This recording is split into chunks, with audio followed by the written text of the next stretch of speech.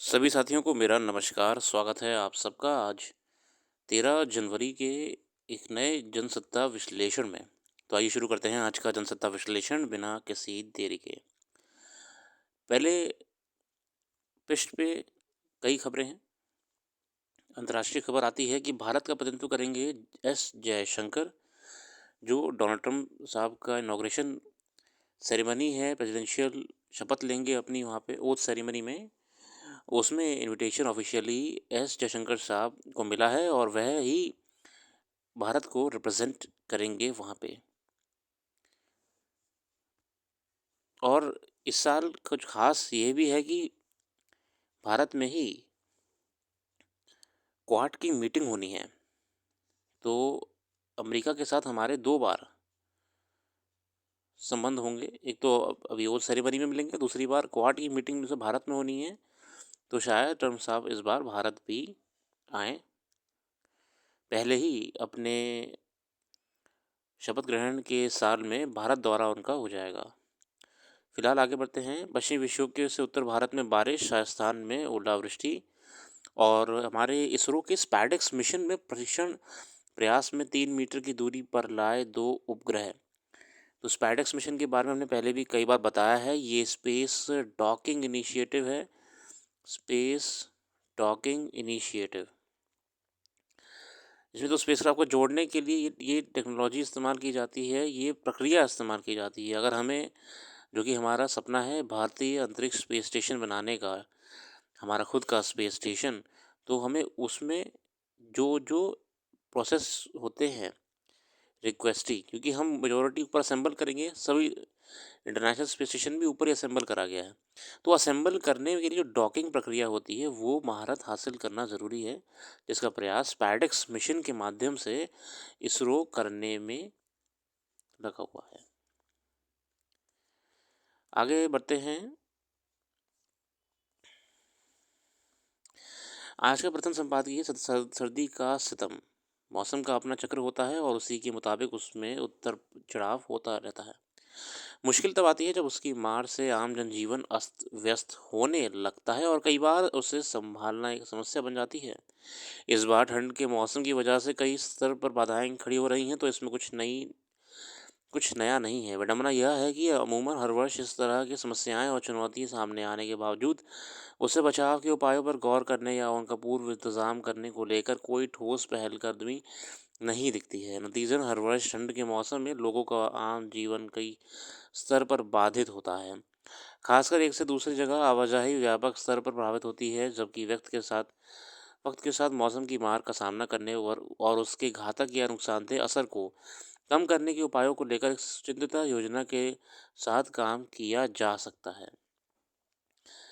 तो बिल्कुल हमें जो ठंड के इफ़ेक्ट्स उसको कम रखने के लिए बहुत चीज़ें कर सकते हैं, रिफ़ॉर्म ला सकते हैं। उसी के बारे में यहाँ पे हमें कई चीज़ें बताई हुई हैं।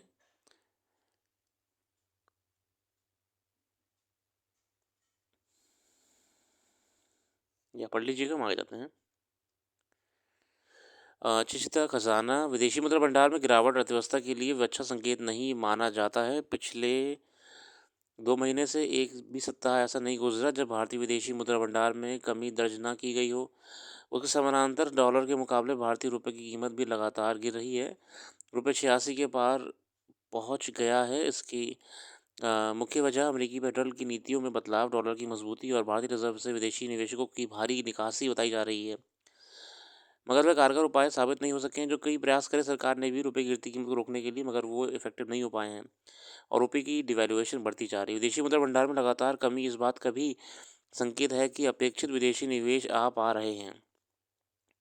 निवेशकों का भरोसा कमज़ोर हो रहा है, इसलिए वे सुरक्षित जगहों का रुख कर रहे हैं। जो हमारे इन्वेस्टर्स थे, एफआईआईज थे, वो और स्टेबल मार्केट्स में चले गए हैं, यूएस, चाइना, यूरोप में। अब उसके कई कारण मैंने पहले भी कई वीडियोज़ में बताया है कि जब तक भारत मैन्युफैक्चरिंग को टैप नहीं करेगा, हम लोग खुद अपना उत्पादन नहीं करेंगे, हम मार्केट फ्लक्चुएशन से जूझते रहेंगे। देखिए, share market, secondary market, investments, ये सब बहुत बात की बातें होती हैं। धरातल में आपके यहाँ उत्पादन कितना हो रहा है, आपके यहाँ प्रोडक्शन कितना हो रहा है, एग्रीकल्चर से लेके इंडस्ट्रियल से लेके मैन्युफैक्चरिंग तक, ये ही आपकी अर्थव्यवस्था बनाता है। ठीक है ना? प्रमुख औद्योगिक क्षेत्रों का विकास दर नीचे बनी हुई है। विनिर्माण और सेवा क्षेत्र संघर्ष करते नजर आ रहे हैं। निर्माण क्षेत्र भी कमज़ोर होता जा रहा है। पिछले 12-13 वर्षों से प्रति व्यक्ति आय में बढ़ोतरी नहीं हुई है। निर्यात लगातार हिचकोले खा रहा है और घरेलू बाजार में रौनक लौट नहीं पा रही है। महंगाई पर काबू पाना कठिन बना हुआ है। इसके बावजूद विचित्र है कि सरकार मुफ्त की योजनाओं की घोषणा करने की होड़ में शामिल है। विदेशी कर्ज लेकर उन्हें इन्हें चलाने का प्रयास कर रही है। ये असंतुलन खत्म हुआ बिना विदेशी मुद्रा भंडार के भरने की उम्मीद नहीं की जा सकती। अब समस्या भी ये भी आ रही है कि जब ऑलरेडी इकोनॉमी डाउन चल रही है उसमें भी जो फ्रीबीज योजनाएं हैं, मुफ्त की योजना है, ये कहीं ना कहीं हमारे पब्लिक डेब्ट क्रिएट कर रही हैं, हमारे सरकारी खजाने में ये भार बन रही हैं। इसको भी कम करना चाहिए समय रहते, वरना अर्थव्यवस्था को नुकसान भारी उठाना पड़ सकता है। आगे बढ़ते हैं अगला संपादकीय की ओर, विकास के सपने और हकीकत।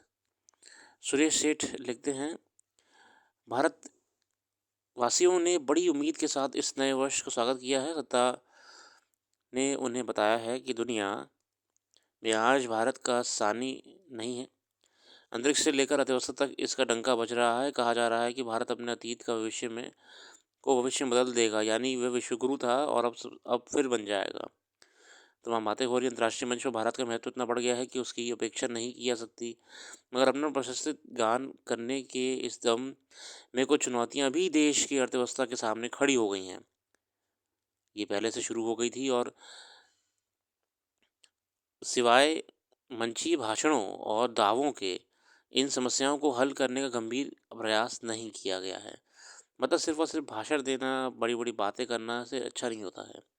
देश में आज़ादी का अमृत महोत्सव मनाया गया। महोत्सव के बाद घोषणा हुई कि अब त्वरित गति से पूंजी निर्माण होगा। इसके साथ ही देश में दुनिया बुनियादी उद्योगों की ऐसी नींव डाली जाएगी कि फुटकर उद्योग को अपना रास्ता पकड़ने में कठिनाई नहीं होगी। दुनिया में भारत की आबादी इस देश से अधिक हो गई है।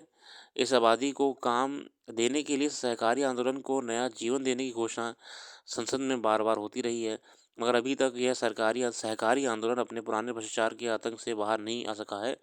बार बार 1 लाख नौजवानों को राजनीति में लाने की बात हुई, लेकिन नज़र आया कि देश की रगों में नई रुधिर के नाम पर परिवारवाद ही प्रोत्साहित हो रहा है। आज नए वर्ष की एक सार्थक शुरुआत करने के बाद कहनी हो तो हम देश के बुनियादी उद्योगों का सबल विकास नींव के रूप में बताने पर चर्चा करनी चाहिए।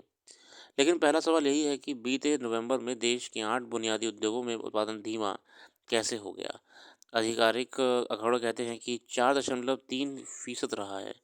एक साल पहले 7.9% था। मतलब जो 8 कोर इंडस्ट्रीज हमारी होती हैं उनमें भी बहुत गिरावट देखने को मिली है।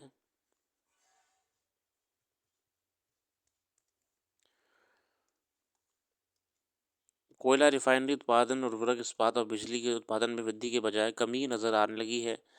सबसे अधिक कमी कोयला उत्पादन में आई है, कोई 7.5%, क्योंकि वैकल्पिक ऊर्जा स्रोत के रूप में सौर ऊर्जा की बहुत बातें होती हैं।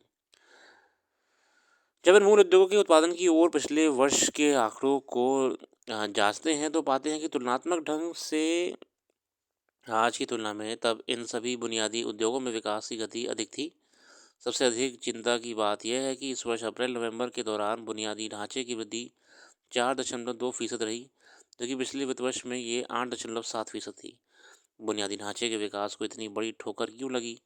इसका कारण है कि निवेशक और उद्योगपति अपने हर निवेश से त्वरित लाभ की आशा करते हैं, लेकिन देश का बुनियादी ढांचा तो केवल भावी उत्पादन का आधार बनता है। देश के विकास का ठोस धरातल बनता है। इसलिए तत्काल लाभ न मिलने की वास्तविकता के कारण निजी निवेशक इस पर पैसा नहीं लगाना चाहते। जहाँ तक अनुसंधान का संबंध है, हमें जय अनुसंधान तो कह दिया है, लेकिन दूसरी महाशक्तियों के मुकाबले हमारा अनुसंधान के लिए व्यय उनसे 3-4 गुना कम है। देखिए, रिसर्च एंड इनोवेशन है। जब तक आप रिसर्च नहीं करेंगे, इनोवेट नहीं कर पाएंगे। जब इनोवेट नहीं कर पाएंगे तो करंट रिक्वायरमेंट के हिसाब से आपकी टेक्नोलॉजी भी नहीं होगी। समस्या वहीं क्यों ही रह जाएगी। हमें अपने दावा उत्पादन क्षेत्र पर बहुत गर्वित होते रहे हैं। जब जो हमारा देखिए फार्मा सेक्टर है, दवा उत्पादन का है, फार्मेसी का, जब कई दावों के बाद दुनिया में दवाओं और अन्य संबंधित वस्तुओं का निर्यात बढ़ा तो पता चला कि यह स्तरहीन दवाओं का निर्माण हो रहा है। स्तरहीन मतलब बहुत ही लो लेवल की दवाइयाँ। अभी देखिए कफ सिरप थी, भारत की मैन्युफैक्चरिंग हो रही थी, उनको बैन करना पड़ा। डब्ल्यूएचओ ने कहा कि बिल्कुल बेकार क्वालिटी की बन रही हैं, एकदम लेवल ही नहीं है। फार्मा कंपनी भी बेसिकली अब बहुत ही पायरेसी में जा चुकी है। बहुत सी कंपनी ऐसी खुल गई हैं जो कि पायरेसी में दवाई बेच रही हैं। बाद में देश के मिले निर्यात के आदेश निरस्त होने लगे और जो हमें इसी चक्कर में जो फार्मा कंपनी के ऊपर बड़े-बड़े ऑर्डर्स थे वो भी जाने लगे। दवाएँ वापस आकर देश के निर्यात आधारित अर्थव्यवस्था बनाने के सपनों को झुठलाने लगीं। केवल दवाएँ ही क्यों, हमने जो माल इस देश से निर्यात किया है वह अधिक लागत वाला माल माना गया है। इसके लिए विदेशों से निर्यात के वो आदेश हमें नहीं मिले जिसकी हमें उम्मीद थी। मतलब इतना कोई बड़ा हमारे ऑर्डर नहीं मिले हैं कंपनीज़ को कि हम बिल्कुल कोई मार्केट कैप्चर कर रहे हो ग्लोबली। भारत कार्य व्यापार के दावों का सहज करने के बावजूद नौकरशाही और लाल फीताशाही के नाक से नकेल नहीं डाल सका। अंतर्राष्ट्रीय सर्वेक्षण बताते हैं कि सुधार के दावे तो बहुत किए गए, लेकिन उत्पादन के हर चरण में ज़रूरत की ऐसा चक्रव्यूह व्यापारियों को झेलना पड़ता है कि उन्होंने अभी उन देशों का रुख करना शुरू कर दिया है जहां नियम कायदों का तंत्र जाल नहीं था। तंत्र के हर मोड़ पर भ्रष्ट अधिकारी अपने मुंह खोले बैठे थे। नया नया युग लाना है, लेकिन उसकी सबसे बड़ी दुविधा ये है कि हमारी मुद्रा डॉलर के मुकाबले लगातार गिरती जा रही है। और देखिए आज भी ब्यूरोक्रेसी का इतना बोलबाला है कि बहुत से कारोबारी वर्ग ये मानते हैं कि इतना लाल फीताशाही, पेपर डॉक्यूमेंटेशन बढ़ गया है कि not supporting the business environment. बहुत ही बढ़िया तरीके से कई बिंदुओं पर उन्होंने अपना राय रखी है और देश की वर्तमान आर्थिक स्थिति को भी हमारे सामने समझाने का प्रयास करा है। आगे देते हैं।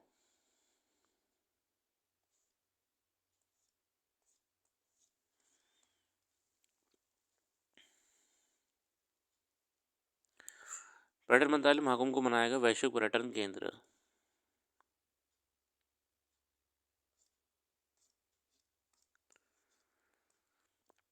फिलहाल ऐसी कोई अंतर्राष्ट्रीय खबर महत्वपूर्ण नहीं है। पहला खो खो विश्व कप आज से कुल 23 देश होंगे शिरकत। इंदिरा गांधी स्टेडियम में 20 पुरुष और 19 महिला टीम दिखाएंगी दम। खो खो विश्व कप हो रहा है, ये हमारे लिए खेल जगत के लिए बहुत महत्वपूर्ण है। आप इसे ज़रूर देखिएगा, इसमें बहुत से पॉइंट्स निकल के आएंगे। ज़रूरी ये जानना कि इनके मैस्कट्स का नाम क्या है वगैरह। फिलहाल इसी के साथ आज के लेते रखते हैं। अपना कीमती समय देने के लिए बहुत बहुत धन्यवाद। कल फिर आएंगे नई वीडियो के साथ, जुड़े रहिए और हमारी वेबसाइट को भी ज़रूर विजिट करिएगा। उसका लिंक डिस्क्रिप्शन में मौजूद है। आपको बहुत इंपॉर्टेंट करंट अफेयर्स, महत्वपूर्ण करंट अफेयर्स वहाँ आपको ज़रूर मिलेगी। Thank you.